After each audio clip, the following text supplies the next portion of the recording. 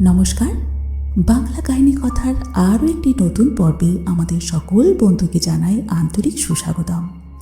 আপনাদের সঙ্গে আছি আমি প্রীতি। আজকে আপনারা শুনছেন লেখক প্রণব রায়ের লেখা গ্রাম বাংলার অলৌকিক গল্প আসল নকল। এটি প্রথম পর্ব।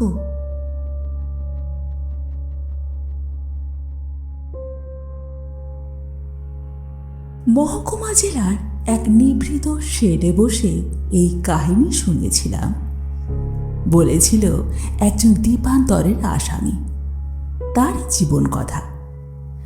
লোকটার বয়স হবে বছর 35, শুকনো দুহারা দেহ, বেশ লম্বা, কি এক অদৃশ্য বোঝার ভারে একটু ঝুঁকে পড়া, গাঢ় তামাটে রঙের মুখে রেখায় রেখায় থেকে যাওয়া আর ঠকে যাওয়া জীবনের প্রচুর ইতিহাস লেখা।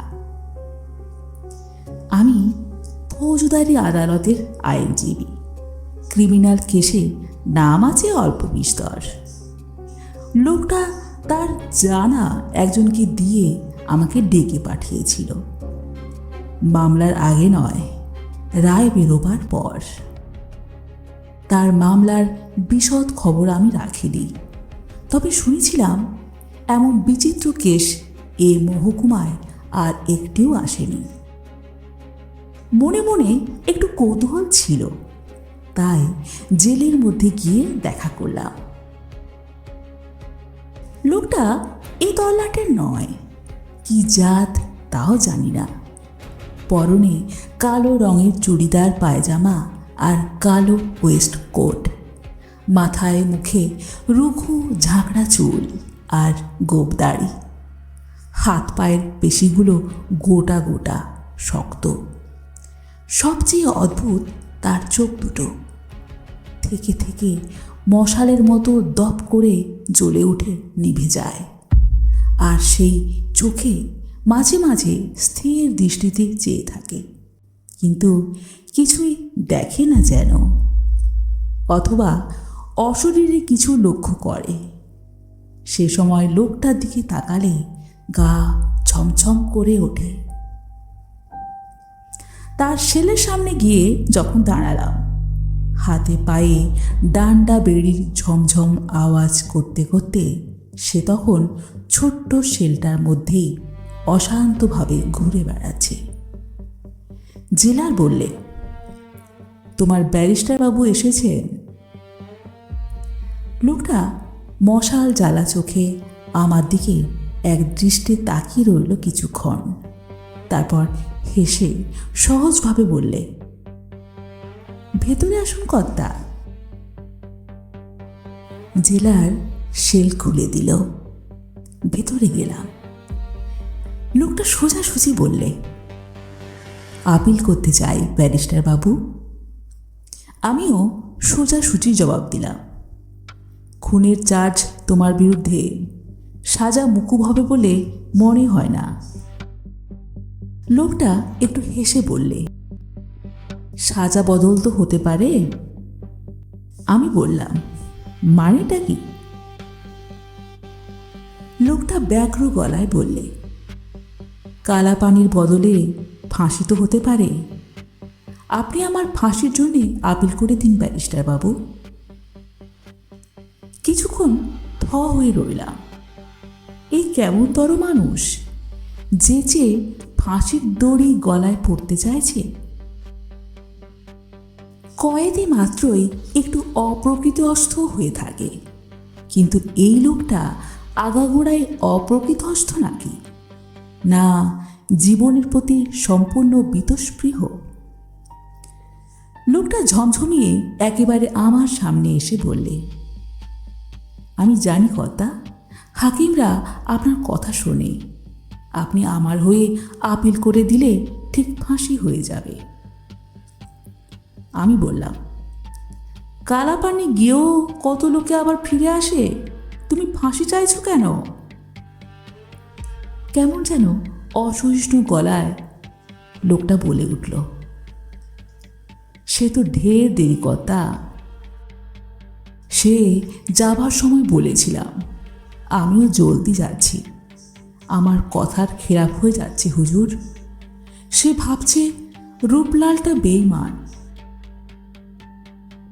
তার মশাল চোখ দপ করে জ্বলে উঠল আর দেখতে দেখতে নিভে গেল। তারপর সেই বর্ণহীন চোখের স্থির দৃষ্টিতে তাকিয়ে রইল দেওয়ালের দিকে, যেন অশরীরী কাউকে দেখছে। গাটা আমার ছমছম করে উঠল।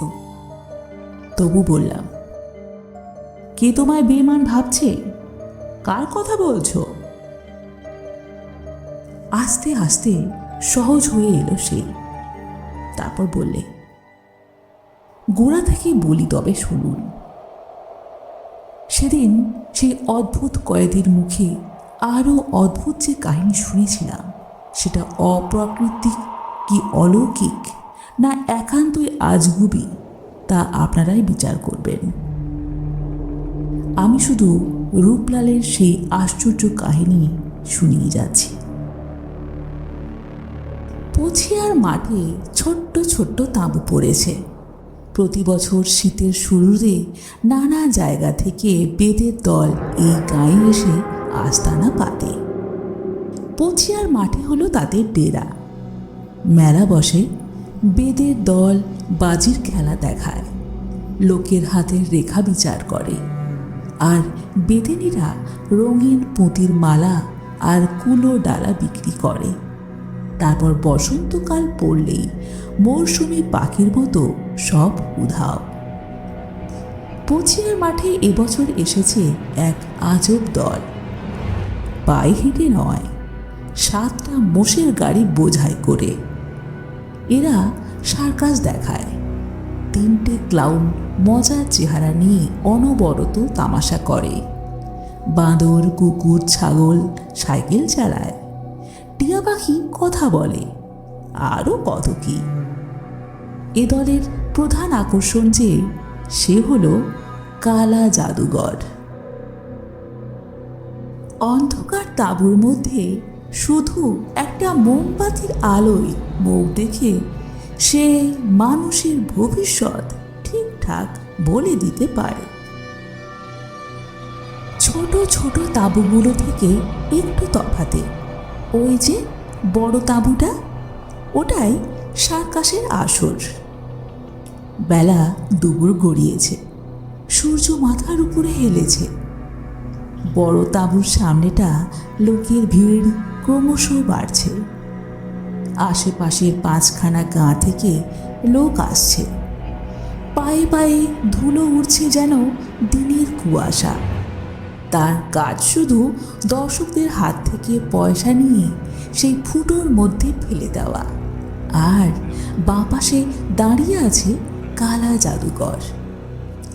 কালো সাটিনের চুড়িদার পায়জামা পরনে, গায়ে কোমর পর্যন্ত খাটো কালো ওয়েস্টকোট, মাথায় কালো সাটিনের রুমাল বাঁধা, আর চোখে জলদস্যুদের মতো চশমা প্যাটার্ন মুখোশ। কালো পোশাকে মোড়া লম্বা দেহটা তার স্থির হয়ে আছে। ওই আমাদের রূপলাল, 5 বছর আগেকার রূপলাল। তখন 30 বছরের জোয়ান।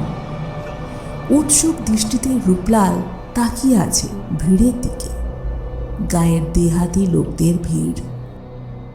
তাঁবুতে আগে ঢোকার জন্য ঠেলাঠেলি করছে। রূপলালের উৎসুক চঞ্চল দৃষ্টি স্থির হয়ে গেল এক জায়গায়। হ্যাঁ, আজও এসেছে ওরা। বুড়োর হাত ধরে সেই মেয়েটা ভিড়ের পিছনে দাঁড়িয়ে আছে। আজ নিয়ে ওরা 3 দিন এলো, অথচ তাঁবুর ভেতরে পা দেয়নি একদিনও। বুড়োকে দেখলে গরিব চাষি বলেই মনে হয়।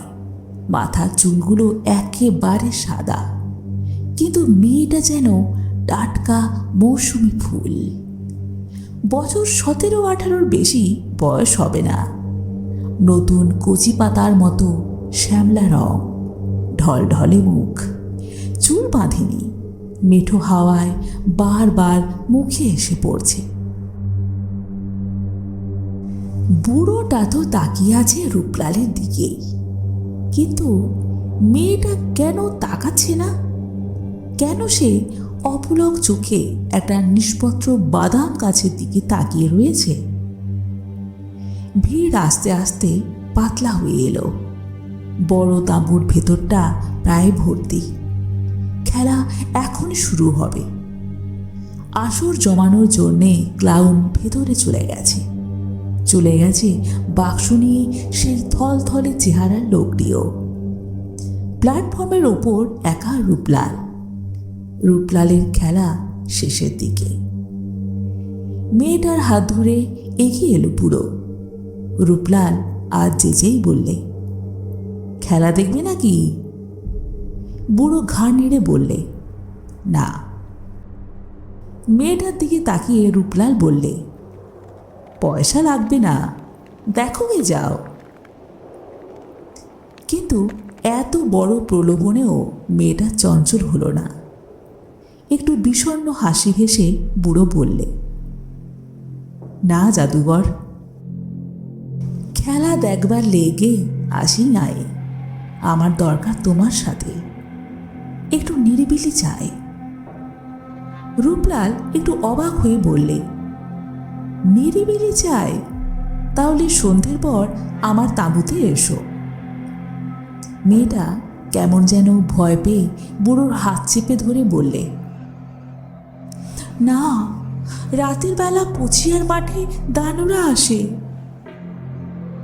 রূপলাল হেসে ফেললে, বললে, আচ্ছা তবে থাক, আমি যাব। বাপ মা কে, কোথাকার লোক জানে না। জ্ঞান হওয়া থেকে ঘুরছে বেদের দলের সঙ্গে, বড় হয়ে উঠেছে তাদেরই আওতায়। এ দল থেকে ও দল, এ গ্রাম ছেড়ে ও গ্রামে। ছোটবেলায় দড়ির ব্যালেন্স শিখেছিল। সরু দড়ির ওপর দাঁড়িয়ে কষ্ট দেখাতো মেলায়। 18 বছর বয়স অবধি। তারপর ভিড়ে গেল এক নেপালি বৌদ্ধ তান্ত্রিকের সঙ্গে। পাক্কা 6 বছর। এই 6টা বছর রূপলালের জীবনে সবচেয়ে বিচিত্র অধ্যায়।